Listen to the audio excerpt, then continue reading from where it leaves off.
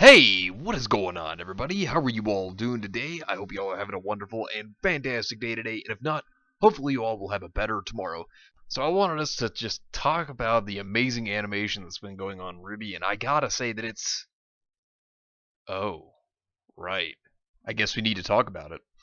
So, when it comes to RWBY has had wonderful fights in the past, it's had great choreography in the past, and its visuals as of Volume 4 were definitely updated, and things do look good, don't get me wrong. I mean, visuals look nice and everything, but the visuals are not everything. They do not make everything okay. They don't make everything amazing. I mean, don't get me wrong.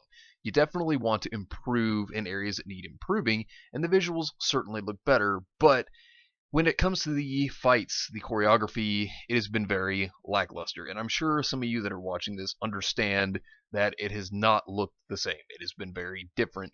And it really hasn't been what it used to be. I mean, the choreography has very well felt off. It has not felt that great. And, well, I mean, there have just been a lot of flaws when it comes to how everything looks. And writers, when you think about them, when you think about artists and all of it, they're going to go back over their work. They're going to constantly try to improve where the flaws happen in the first place. You don't typically go with your first draft. Your first draft is something to help you think about how to improve, how to make it better, make it sound better. And it goes the same when it comes to animation. Animation, usually, it's not its best upon its first draft. And when you think about it, RWBY itself is a series that takes time and effort to create. Any series in general, not just RWBY, it doesn't matter. It can be any series. They take time to create. It takes time to work on it. And RWBY has had a lot of problems with its animations.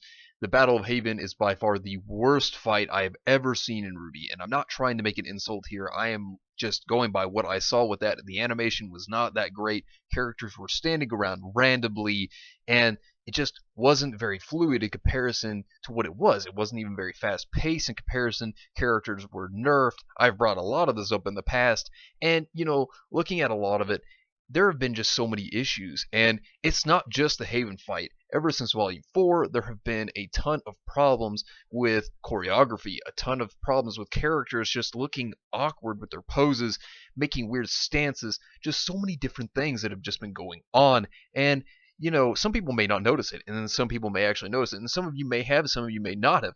But the thing is, when it comes to RWBY, it is a series that takes time and effort to make. These animators have to take their time to work on this, and there have been a lot of problems that have actually gone on. And as you can tell, the fights have just not felt as impactful as they once were.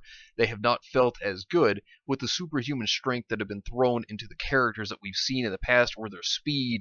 Obviously, they are not upon the mere level of regular people. They have been shown to be able to do a lot more, but with the Battle of Haven, the one problem that happened was these characters are very nerfed. They are not as fast. They are not as strong as they were. The fluctuation is not as good. It's not as fluid with its actual motions of how these characters are moving, how they're fighting. The pacing is just not that good with any of this, and the choreography does not look that great. And of course, there are several reasons behind this, but what I want to try to talk about first before we get into that is that this just doesn't look right at all. And of course, the issues here are nothing feels the same here anymore. It feels more cinematic. And Miles and Carrie have even stated themselves that they want to make things more cinematic. And this is an issue because the series is not cinematic. Of course, there have been a lot of dialogue thrown into the fights, and it's just not really interesting because when you're watching these fights, you want to see a action, adrenaline paced fight. You want to see something that you're going to really enjoy, that's going to stand out to you, that's going to pop. And these fights really haven't done that. They're not very memorable at all. I mean, you'll remember them for being nothing more than a former shell of what they were, and that's not a good thing by any means. These fights don't need to be slowed down.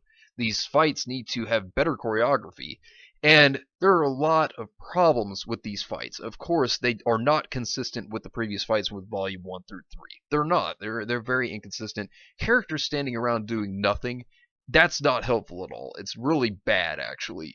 When you see these fights going on, you're not going to see a character typically standing around. If you look at Volumes 1 through 3, how many times did you see a character in a fight just stand there and do nothing? You don't.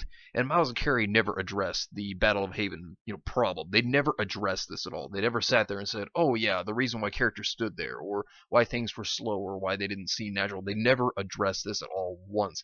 And the only real good fight in Volume 5 that I can even say was the Raven and Cinder fight, and there were even issues with this fight as well.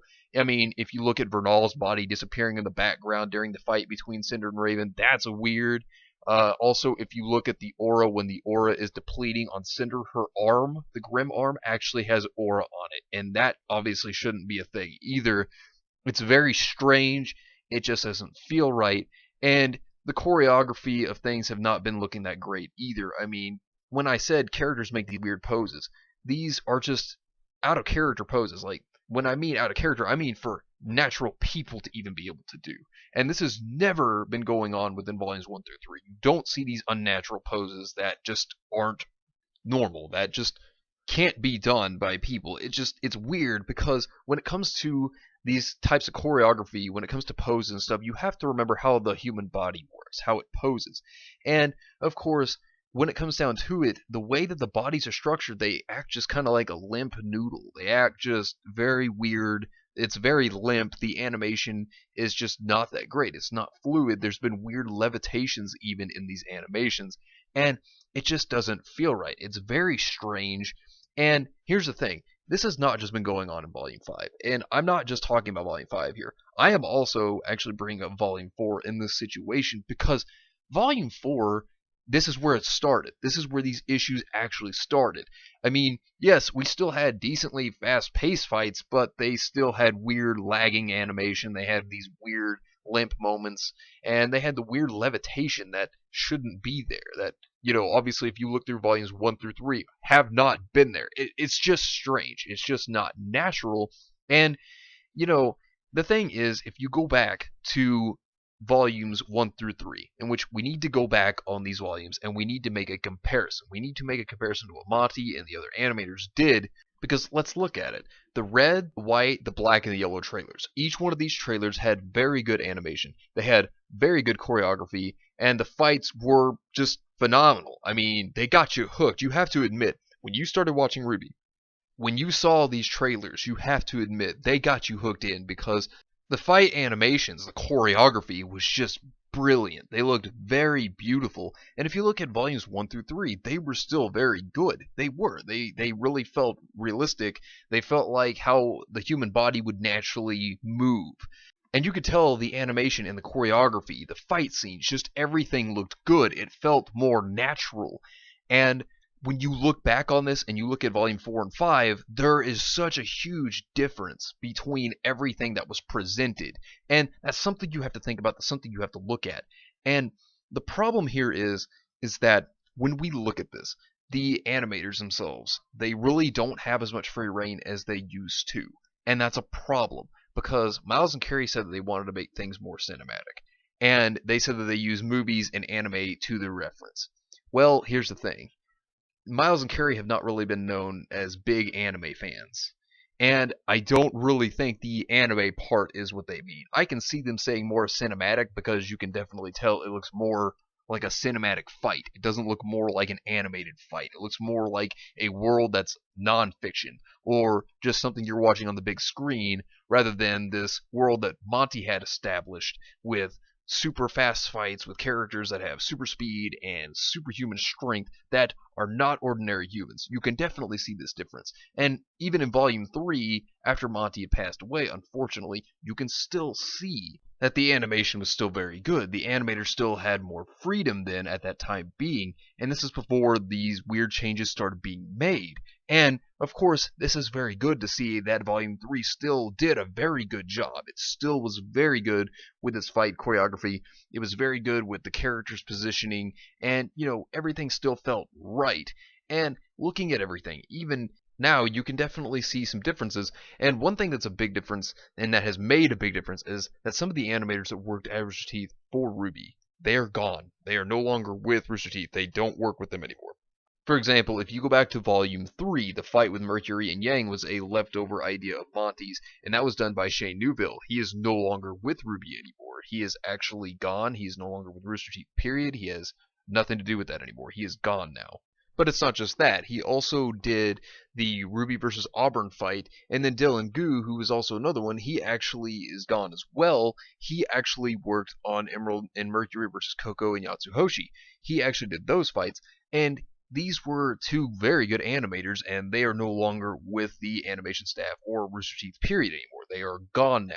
And this leaves some problems because if you actually think about it, two good animators are actually gone. And a lot of people say, oh, well, nobody can actually measure up to Monty and his godly animation and choreography. And that's by no means true at all, because we've seen these talented animators be able to do wonderful work. Volume 3 was done so well, and we've seen good work from some of these talented animators. And some of these animators, like Joel Mann and Kim Newman, what Joel Mann did the Crow versus Tyrion fight, he did the Cinder versus Raven fight, he did RWBY's Volume 4 trailer, he even did the Cinder, Emerald, and Mercury versus Amber fight. Now that was a great fight too, and Joel Mann was and still is the lead animator for RWBY currently, and his work started with Monty directly, and this was in Volume 2. So Volume 2 is when he started, and he was working directly alongside with Monty. And now if we look at Kim Newman, what Kim Newman is responsible for is the Yang trailer in Volume 5, which really wasn't bad. It wasn't too bad at all. And then also another one that is notable that Kim Newman did was the good parts in the Blake and Ilya fight and some of the other mediocre fights. But Blake and Ilya is very notable, and if you look at that one, Blake and Ilya was not that bad. It wasn't terrible, but it certainly could have been better. So if you look at it though, they actually have that rule of cool that Monty actually had in his animations and fights, as well as his choreography. You can definitely see it, and you can definitely see they knew what Monty cared about, the cool things that he did with the choreography. You could definitely see that they understood what he cared about. But now leaning onward, this probably makes you question though, if they're such good animators and if they do such an amazing job and if they can actually pull off some good stuff even with the errors that have been going on, then what's the problem? So that's probably a question that's present in your mind, and you're probably wondering about this. So let me kind of just sum up this question for you, and it may be a bit shocking for you to hear, but the thing is, the animators actually have very little say in how the fights go. They actually have little to anything at all to even be able to say about how these fights go. And the reason why this is, although we saw great fights with Cinder and Raven, that was excellent. It was very close to the older fights, as well as Crow and Tyrion. That was actually a well-paced one, and the speed was actually very good in it. But here's the real issue. And the real issue is that Miles and Carey are directly doing the storyboards for the fights. They are the ones that are basically telling the animators what they can and cannot do. And this is very well showing that it's not the animator's fault. It is not their fault that the animation is not going as well as it used to, because Miles and Carey are completely in charge of it. Now, you probably may not know this, and this is because this was all admitted in a behind-the-scenes episode if you're a Rooster Teeth First member. So if you're not one, you probably would not know this, but otherwise, you would know this if you were one. And the thing here is that it's not right, because the animators should actually have more free reign to what they do, and here's what I'm going to say right now, and this is something that needs to happen, is that Miles and Carey, and this is the way that I think this needs to go, and I'm going to give my 2 cents here, they need to let the animators do their job. And Miles and Carey need to write. They need to go to writing the story so it can be a better story. And because the animators understand what they're doing. They're not hired just to sit there and be told by people who are not experienced in their expertise to be told what to do. That's like if you were to get a job and you were an expert at something, and then people that were overhead of you said, oh yeah, you'll be great for our business. And then they tell you what to do, even though you know that what they're telling you to do is wrong and it's not accurate. This is the problem here that is going on. And so Miles and Carey, what they need to be doing, and this is okay if they do this part, they need to put an outline at least. And then the animators do their own thing freely and work from there. Miles and Carey do not need to be telling the animators what they need to be doing. They need to be working on a script, they need to be working on the story, they need to be working on that while the animators work on the fights and the choreography. That is what the animator's job is. It is not their job to sit there and not have this happen. They are not to sit there and just be told by people who do not understand fight choreography, and they clearly don't. They don't understand why Monty's fights were so successful and why they were so amazing. They do not understand this, and this is awful because the animators have no freedom to work the way that they need to be working, because they need to be working the way that they know how. They don't need to have somebody that doesn't know what they're doing telling them what to do. Animation itself is a very hard thing, and it takes a lot of time and effort, and these talented individuals who are the animators, they worked very hard to get where they are today. And to have Miles and Carrie sit there and basically tell them, oh yeah, by the way, let me tell you how to do it, even though you have talent, you have more experience, and you've worked way more in these areas than we have, it's just not right. And like I said, writing an outline for it, I get that. That's fine. Miles and Carrie can do that, but they need to let the animators have their own free reign of their work. They need to be able to work the way they are supposed to, because you can definitely tell that Miles and Carrie do not understand these fights. They do not understand what made them so important, what made them so special, what made them so good. They do not get it. And they need to be sticking to the writing to make the story better. And considering that they are doing this to the animators and stopping their freedom, it is just not right. And it's going to make the animation look bad. It's going to be lacking, and it's going to continue to be poor if this keeps up. And the thing is, they believe that these fights are cinematic. They think that they are amazing, when really, the only reason why these fights stick in my head, for example, is because of how bad they actually are, and how they could be so much more than what we're actually getting right now. And it's sad. It's sad to see that this has to happen, and it's sad to see that Miles and Carrie believe that this is a cinematic masterpiece, when there are plenty of flaws and errors that they themselves are actually creating, and the animators also know better than having, but they can't do anything about it. You see, the thing of it is, the animators are not incompetent, and some people put the blame on the animators, but this is not the animators' fault. They are not to blame for these terrible moments happening. They are not to blame for the bad choreography. They are not to blame for the bad fights. It's actually coming down to Miles and Carrie taking the reins and controlling what they do and not letting them freely work like they should. Every once in a while, like some of these fights like Crow and Tyrion and Cinder and Raven, we will get the animators to be able to do their own parts in the fights. They will be able to have their own free reign like they did there. And that's what made those fights actually very good, was the fact that, oh yeah, they're actually getting to work on it freely. They're getting to do it how they want to do it, and how they know animation and choreography works. They understand it, and Miles and Carrie do not. And I don't think that's fair at all for any of the animators to be treated like that. I mean, it's just wrong that these animators have no say. I don't actually appreciate that at all. I think that that's wrong. I don't think that's right. I think the animators should have a say in what goes on, and it's very unfortunate to see these sort of things happen. And, the thing is, the selling point to RWBY, the biggest selling point, has been the fight choreography. It has been that. And the people love the series. They fell in love with it in the first place because of the fight scenes that actually used to happen. And this shows you that Miles and Carrie don't understand what Monty put forth. They don't understand what he was going for. Monty, his first thing, the number one thing to him was choreography. Second was actually writing. And you can definitely see it. The big thing is that I think Miles and Carrie, overall, they need to let the animators have their say, and they need to let them freely work on the work. We saw how it worked in Volume 3. Volume 3 was fantastic. The fight scenes were so good, and if they honestly just let the animators do their own work, if they let them work on it, I think they could pick themselves up and they could make the series look very fantastic with the fight scenes if Miles and Carrie just left them alone. At least make the outline. That's all they can do. All they have to do is make the outline and let the animators work from there. Let them have free reign. Let them have control over their work. I think that would be a great solution. I think it'd make things better, and then maybe Miles and Carrie can work more on the story and try to make a better story. But that's another discussion for another time. But anyways, I'll be back again on Tuesday. Let me know what you think down below, whether you agree or you disagree. Thank you all for watching, and I hope that this was informative, and I hope this may have taught you something about what's going on with RWBY's animation.